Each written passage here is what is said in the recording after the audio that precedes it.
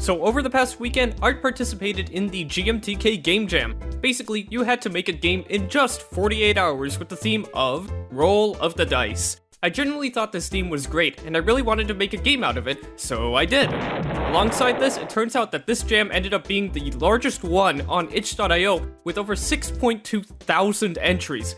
That is insane, and if you submitted a game to the jam, first off, congrats, because it's not a super easy task to complete a game jam, and second of all, let me know what your game is in the comments. I'd love to see what you've made. With all that out of the way, let's jump right into making a game for the 2022 GMTK Game Jam.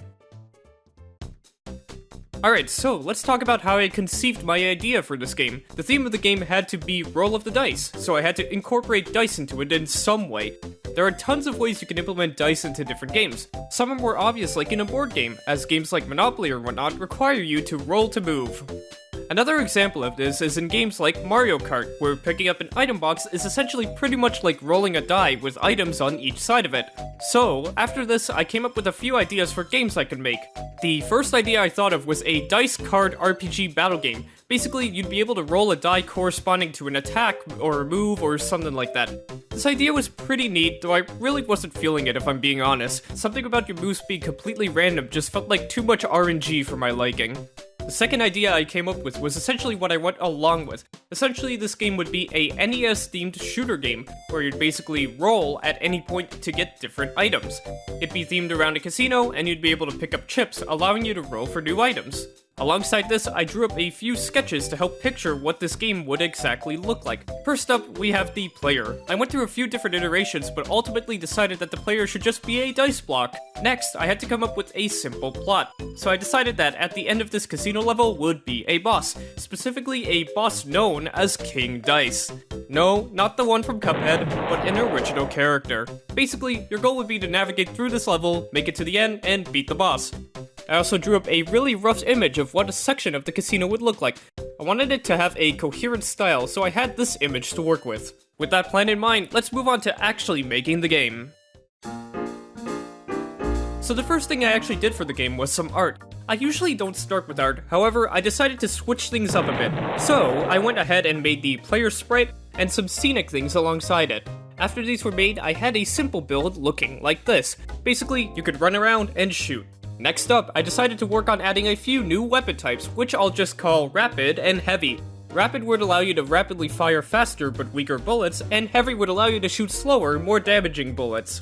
Alongside this, I programmed the first main enemy in the game being these little walking dice blocks. These basically just go from wall to wall, and the only way you could get hurt from them is if they bump into you. The next thing I went ahead and added in was a spring. Basically, once you jump on these, you'd spring up, and a special little animation would play, and there'd be some trail particles. It's little touches like these that make the game feel much more appealing and fun to look at and play. Next up, I went ahead and added all the other types of main enemies. Firstly, we have this auto-firing turret. These are completely stationary and just fire bullets towards the player. The other type of enemy I went ahead and added was a homing chip. Basically, these chips would rapidly spin and slowly move towards the player. After these enemies were programmed in, I had to make another main mechanic of the game, rolling. Basically, you could collect up to 5 chips at once throughout the level, and at any point, you could spend 1 chip to roll to get an item. Potentially. Basically, there were 6 different outcomes of the roll. The first would be that you'd get your regular attack. The second would be getting the rapid shot. The third would be the heavy shot. The fourth would actually damage you. The fifth one would heal you. And the last one would just give you nothing. So just like real gambling, you could end up losing or getting nothing at all. The last major component of this game that I had to make was basically the boss fight for the game. This was actually really cool to do, and quite easy. Basically, King Dice was just a beefed up enemy, and had a sort of finger gun that would always be aiming towards you. He'd fly around, and your goal would be to just beat him. Alongside this, I was showing off this game to some of my friends when one of them actually asked to voice King Dice. I basically said sure, and he provided some grunts and an evil laugh for him. I thought this was sick, and it gave the king much more personality. After all these mechanics were implemented, it was time to actually make the final level, and I actually have a sort of funny story to talk about when it comes to this. So it was actually the final day when I was working on creating the actual level with all the elements completed, and disaster struck. For some reason, ClickTeam Fusion, the program that I use to make my games with, decided to randomly delete half of the objects for no reason. breaking my game entirely, giving an error that one or more events referenced a bad object. I had zero clue what this was, and I was freaking out a bit because it all happened out of nowhere in the middle of editing the level, and it basically meant that I might have just lost all of my game. Luckily, I did a bit of research, and it turns out that I had auto backups on, so I was able to restore from a backup, which was amazing, but I legit never felt that panicked in my life before. So, thanks for that, Click Team. After recovering everything though, I was able to actually finish up the level, and the game was complete.